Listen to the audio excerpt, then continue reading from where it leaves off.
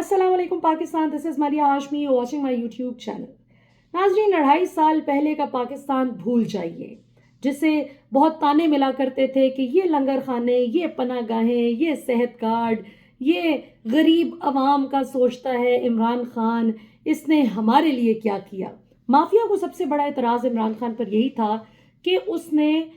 Mafia को बचाने के लिए क्या किया, वो शख्स सिर्फ गरीब का क्यों सोचता था। ये बड़ी तकलीफ थी इमरान खान मुखालिफिन को, जो कि ऑब्वियसली माफिया को पालते थे और माफिया इन रिटर्न उनके लिए हालात को साजगार बनाता था, ताकि you scratch my back I scratch yours के मिसदाक ये गंदा सिलसिला चलता रहे। और ये चलता रहा 2018 के अगस्त से पहले तक। उसके बाद आपने देखा कि एक तब्दीली आई, सही को सही कहना, गलत को गलत कहना और जुल्म के खिलाफ अपनी आवाज़ बुलंद करना और इंसाफ का तकाजा करना गैरत की निशानी समझा जाने लगा। लेकिन आज अनफॉर्चुनेटली, जैसे बिलावल साहब ने फरमाया था ना कि वेलकम टू पुराना पाकिस्तान, तो इस वक्त पुराने पाकिस्तान की इंतहा ये हो चुकी है हुजूर वाला कि पंजाब कॉलेज, जो कि पंजाब का arguably the most famous college, जिसको मियाँ आमिर हेड उसको ओन करते हैं, दुनिया न्यूज़ के भी आप मालिक हैं, पंजाब कॉलेज की सूबे भर में जो चेन्स हैं वो सारी की सारी आप ही ओन करते हैं। और ये सिर्फ इतना ही तारुफ नहीं है आपका, आपके जो बहुत अजीज़ बड़े करीबी आपके बिजनेस पार्टनर भी चौधरी मुनीर साहब, वो मरियम नवाज़ की बड़ी बेटी के ससुर भी हैं। राहील जो मरियम नवाज़ का दामाद है, उसके वालिद साहब हैं चौधरी मुनीर, जो कि राइट हैंड हैं मियाँ आमिर के। लिहाजा एक इंसानियत सोज वाक़या होता है, एक 16 साल की बच्ची को पंजाब कॉलेज के गार्ड्स ज्यादती का निशाना बना देते हैं, उसकी मासूमियत का फ़ायदा उठाते हुए बेचारी की ज़िंदगी तबाह कर देते हैं। और उस पर जिस वक्त कॉलेज में ये खबर पहुंचती है तो उसके साथी तलबा और तालिबात भरपूर तरीके से आईनी और कानूनी हदूद में रहते हुए एहतजाज करते हैं। और उस पे बेशर्मी का आलम यह है मरियम नवाज़ की पंजाब हुकूमत का कि बजाय इसके कि वो मुजरिमों को सरेआम फांसी देने का ऐलान करें और फिर इस ऐलान पर अमल करके दिखाएं, ताकि रहती दुनिया के लिए एक मिसाल कायम हो जाए कि इस तरह से जुल्म करने वाले को इस्लाम की जो शरीयत है उसके मुताबिक सज़ा दी जाएगी। इसकी बजाय होता क्या है कि उन मासूम स्टूडेंट्स पे लाठी चार्ज, उनकी मार कुटाई, उनकी फेंटी, एक तरफ गार्ड्स फेंटा लगा रहे हैं बच्चों को, दूसरी तरफ पंजाब पुलिस आके डंडे बरसा रही है उन पे, और फिर जवाबन बच्चे भी जो है वो पथराव कर रहे हैं पंजाब पुलिस पे। ये हाल है आपके लॉ एंड ऑर्डर सिचुएशन का पंजाब में, जहाँ पे फॉर्म 47 की बैसाखियों पर आपने जाली हुकूमत बनाकर तो मरियम नवाज़ को दे दी, लेकिन अब वो उसको चलाना किस तरह से है, क्राइसिस मैनेजमेंट किस तरह से करनी है और किस तरह से इंश्योर करना है कि इस किस्म की दरिंदगी ना हो, वो उनको नहीं पता। वो उनको पहले दिन से पता है कि मैंने टिकटॉक वीडियोस बनानी है, वो उनको पता है कि मैंने किसी भी इदारे में घुस के उधर ख़वातीन के साथ उनको ज़बरदस्ती गले लगा लगा के, या वो जो सेहत कार्ड 10 लाख रुपए तक का जो मुफ्त इलाज मिलता था, जो अब खैबर पख्तूनख्वा में 20 लाख रुपए तक का मुफ्त इलाज मिलता है हर ख़ानदान को, वो फैसिलिटी जानबूझ के इन्होंने सिर्फ इमरान खान के बुग़्ज़ और नफरत में बंद की पंजाब में। और उसके बाद अब वो 10-10 20-20 रुपए की दवाइयाँ जो हैं वो आवाम को दे के कहते हैं कि देखें हम तो मरियम की मसीहाई, हम मुफ्त दवाइयाँ प्रोवाइड कर रहे हैं। लाखों रुपए का मुफ्त इलाज बंद करके 10-20 रुपए की जो है वो मुफ्त दवाइयाँ दे के एहसान चढ़ाते हैं आवाम पे। और फिर जब दिल चाहता है किसी के भी घर जाके, कैमरा पहले से रेडी होता है, वहाँ पे ख़वातीन को ज़बरदस्ती गले लगा लगा के हम ये साबित करने की कोशिश करते हैं कि हम तो ख़वातीन के बहुत हामी और बड़े हम वेल विशर हैं उनके। जबकि क्या इनकी असलियत है वो आज आपको लाहौर की सड़कों पर नज़र आ रही है कि एक 16 साल की बच्ची को जिस दरिंदगी का निशाना बनाया गया, उन दरिंदों को पकड़ने की बजाय पंजाब पुलिस का सारा जोर किस बात पे है कि बस खामोश हो जाएं, एहतजाज ना हो। इसी तरह पंजाब कॉलेज जो जिस इदारे का ये वाक़या है, उनकी भी पूरी कोशिश है, उनकी प्रिंसिपल बजाय इसके कि बच्चों के साथ खड़ी हों, वो उल्टा बच्चियों को धमका रही हैं। क्या आपको शर्म आनी चाहिए कि आप अपनी कॉलेज की रेपुटेशन ख़राब कर रहे हैं। शर्म इस बात पे उन दरिंदे गार्ड्स को नहीं आनी चाहिए जिन्होंने ज्यादती की है, लेकिन जो आवाज़ उठा रहे हैं जुल्म के खिलाफ, उसको शर्म आनी चाहिए। ये बिल्कुल वही चीज़ है जो आपको रेप्लिकेट होती हुई नज़र आ रही है कॉलेज लेवल पे, जो पाकिस्तानी सियासत में भी चल रहा है کہ لوگوں کو ان کے گھروں سے اٹھا لو, تشدد کرو, ماں بیٹیوں بہنوں کے دوپٹے کھینچو, بدتمیزی کرو, عمران خان کا ساتھ چھوڑنے کے لیے مجبور کرنے کے لیے کسی بھی لیول میں گٹر میں جا کے گر جاؤ, کوئی بات نہیں. لیکن اگر عوام احتجاج کرے گی تو اس سے ملک کا امپریشن بہت خراب ہو جائے گا. عمران خان کو کس طرح سے قید تنہائی کا شکار کر کے رکھا ہوا ہے, اور جب سے وہ اسلام آباد کا احتجاج ہوا اس کے بعد سے علی امین گنڈا پور کی جس طرح سے وہ کلٹی مار کے وہاں سے نکل گئے, اس حرکت پہ عمران خان کا موقف کہیں عوام کے سامنے نہ آ جائے, اور عمران خان کہیں یہ نہ ہو کہ اگلے احتجاج کی زیادہ تگڑی کال کوئی دے دیں اور کوئی ایسی اسٹریٹجی بنا لیں کہ جس سے حکومت کو لگے کہ ہم یہ جو غیر آئینی ترامیم کرنے کا جو ہمارا پلان ہے یہ کہیں کھٹائی میں پڑ جائے گا. صرف اس ڈر کے مارے حکومت نے پابندی لگا رکھی ہے کہ عمران خان سے کوئی مل نہیں سکتا. آپ ایسی پابندیاں لگائیں وہ آپ کے لیے جائز ہے, لیکن اگر پی ٹی آئی یا عمران خان کی فیملی کہے کہ یہ زیادتی ہو رہی ہے اور ہم اس کے خلاف احتجاج کریں گے تو آپ ملک کا امپریشن خراب کر رہے ہیں. یہ جو ہے اس ساری جو ان کی 2.5 سالہ پرفارمنس ہے وہ ان نٹ شیل اگر بتایا جائے تو وہ کچھ اس طرح سے ہوگی. اب ناظرین بات کرتے ہیں پاکستان کی موجودہ سیاسی صورتحال پہ. فضل الرحمان صاحب پہ مجھے پہلے دن سے شک نہیں, یقین تھا کہ انہوں نے کسی صورت بھی عوام کے مفاد میں کچھ نہیں دیکھنا. یقیناً ان کو ان کی مرضی کے حساب سے جس طرح وہ چاہتے ہیں کہ ان کو اکوموڈیٹ کیا جائے اس طرح سے اکوموڈیٹ نہیں کیا جا رہا. اور پھر 8 فروری کے الیکشن کے بعد جس طرح 9 فروری کو الیکشن انجینئر کیا گیا اس سال, اس انجینئرنگ میں اس زبردستی کے جو جعلی مینڈیٹس نوازے گئے اس میں بھی فضل الرحمان صاحب کو غصہ اور افسوس یہ ہے کہ مجھے صدر بھی نہیں بنایا گیا, مجھے کچھ اس طرح سے بھی اکوموڈیٹ نہیں کیا گیا کہ پتہ چلتا کہ میری بھی ٹور ہے, مجھے تو بالکل کھڈے لائن لگا دیا گیا. تو اب میں بھی ان کو ناکوں چنے چبوا کر اپنی مرضی کے حساب سے اکوموڈیٹ ہوں گا. اور کچھ ظاہر ہے کہ گراؤنڈ پہ وہ دیکھ چکے تھے زمینی حقائق کہ عوام جو ہے وہ ساری کی ساری عمران خان کے ساتھ کھڑی ہے. سو اس وقت ظاہر ہے جب تک لوٹے نہ بنائے جائیں, پی ٹی آئی کے کچھ ممبران کو موڑ توڑ کے ان کے آرم ٹویسٹنگ کر کے ہراس کر کے جب تک ان کو اپنے ساتھ نہ ملایا جائے تب تک فضل الرحمان صاحب کو پتا تھا کہ میرے ووٹ سے فرق نہیں پڑنا, لوٹے چاہیے اس میں. سو اس لیے انہوں نے بھی سوچا کہ ٹھیک ہے جب تک لوٹے تیار نہیں ہوتے تب تک اپنی بھی ڈیمانڈ بڑھا لیتے ہیں, اپنی بھی ذرا تھوڑی سی مارکیٹ ویلیو امپروو کرنے کی کوشش کرتے ہیں. یہ ساری ان کی گیم تھی. مجھے تو پہلے دن سے یقین تھا کہ وہ کوئی اصولوں کی سیاست نہیں کر رہے, نہ انہوں نے آج تک کی ہے, وہ تو ہمیشہ اکوموڈیٹ ہوتے آئے ہیں. سو اب بھی آپ دیکھیں اب ان کی اسٹیٹمنٹس آنی شروع ہو گئی ہیں کہ وہ جو آئینی ترامیم ہیں وہ آئین کے حساب سے ہوں گی, بہت حد تک ہماری ہم آہنگی پیدا ہو چکی ہے وغیرہ وغیرہ. یعنی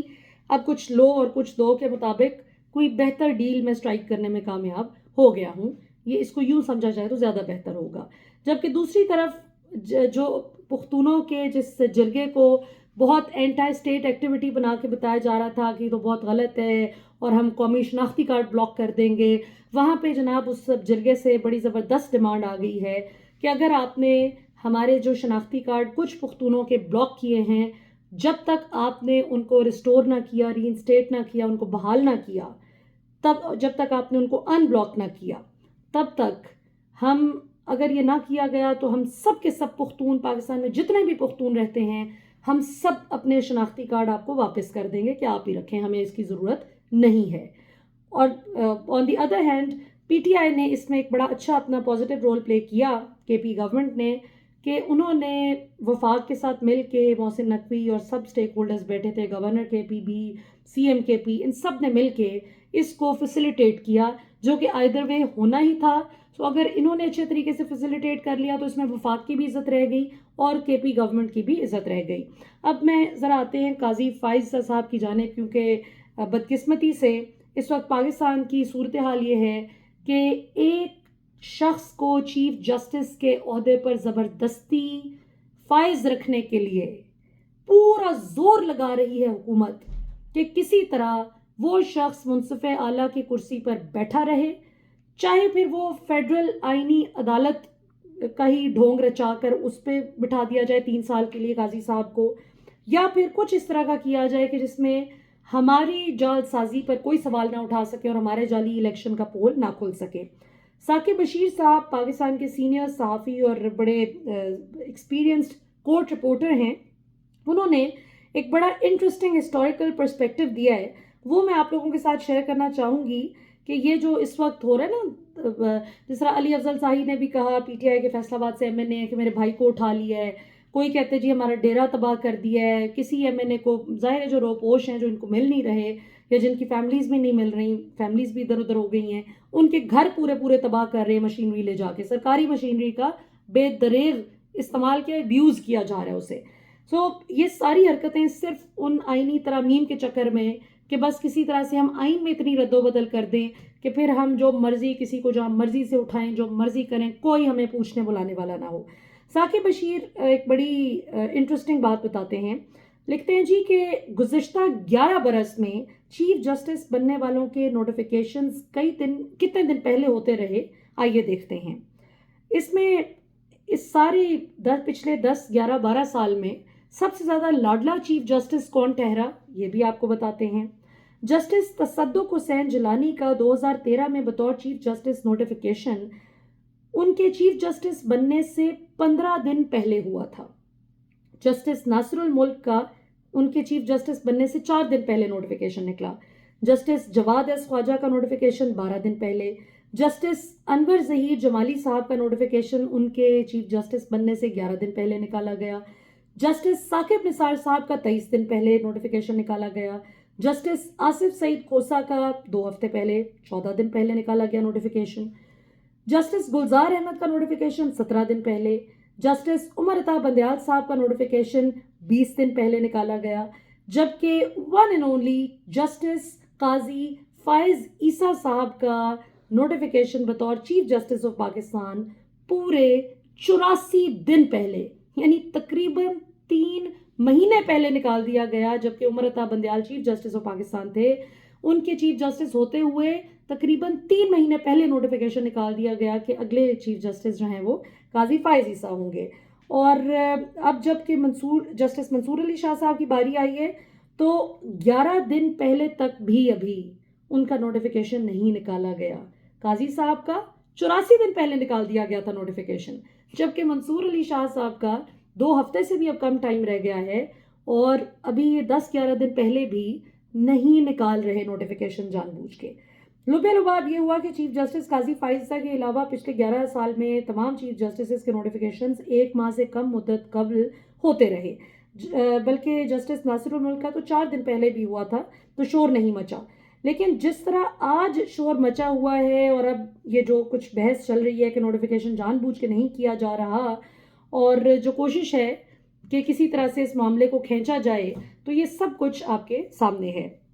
آخر میں ناظرین، پروگرام کے اختتام سے پہلے آپ کو 2 جو ہے وہ فراڈ بتانا چاہوں گی حکومت کے، بلکہ 3 ان کے جھوٹ آج ڈسکس کرتے ہیں. جھوٹ نمبر 1، پی ٹی آئی خود اپنے MNAs کو اغوا کیے ہوئے ہے. یہ آپ نے سنا عظمیٰ بخاری صاحبہ سے بار بار پریس ٹاک کر کے وہ یہ بات کرتی ہیں، ان کے حکومتی ترجمان بھی بار بار یہ بات کرتے ہیں کہ جی پی ٹی آئی نے خود ہی اپنے جو اغوا شدہ جو جتنے بھی ان کے MNAs اغوا ہوئے ہیں وہ پی ٹی آئی نے خود کیے ہیں، کسی نے نہیں کیے. یعنی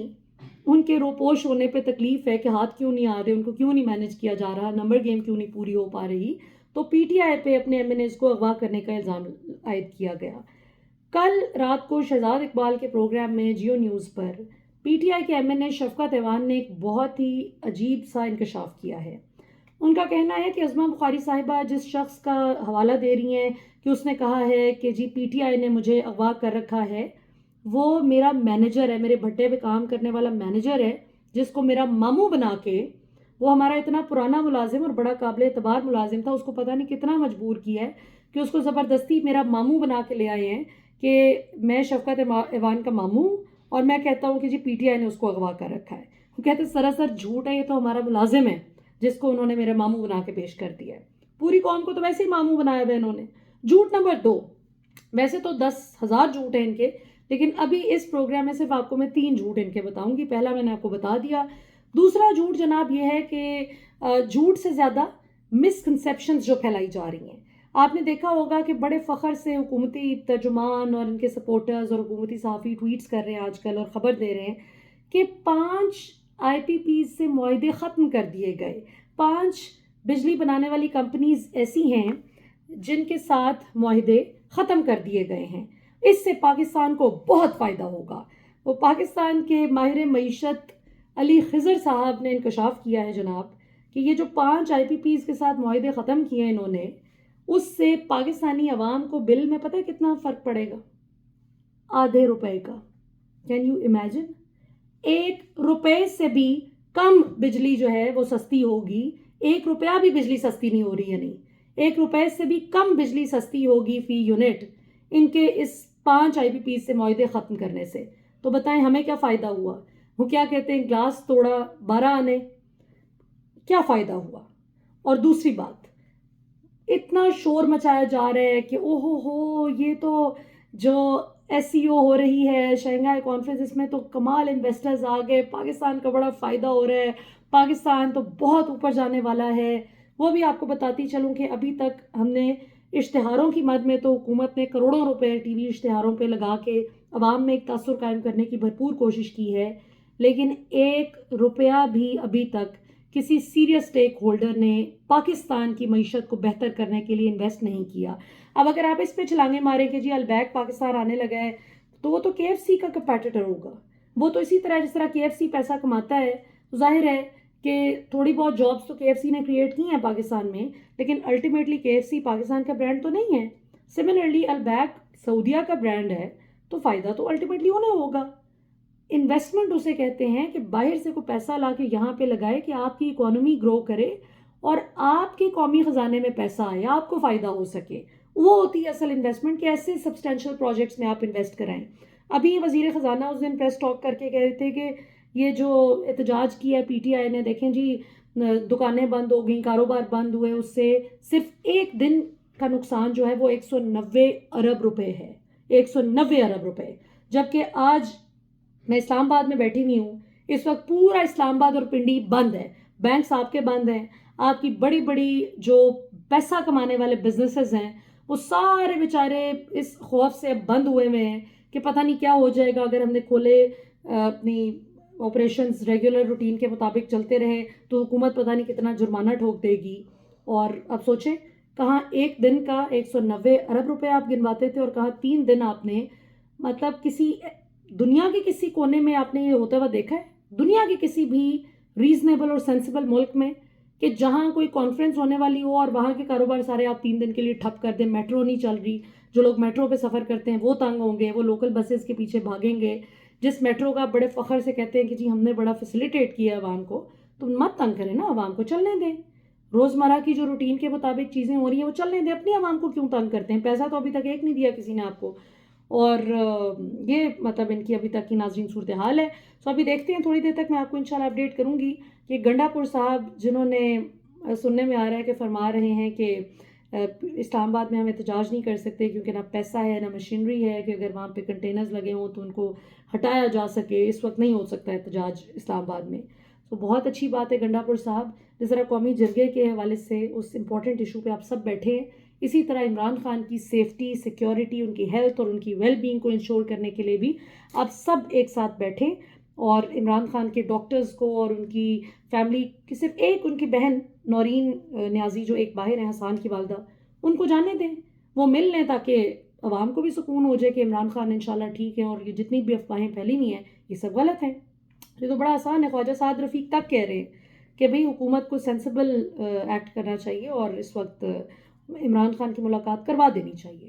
سو یہ ناظرین ابھی تک کی صورتحال ہے. انشاءاللہ آپ سے تھوڑی دیر بعد میں آپ سے پھر جو ہے حاضر ہوں گی اور ہم اگلے ایشوز پہ بات کریں گے انشاءاللہ. پاکستان ہمیشہ زندہ باد.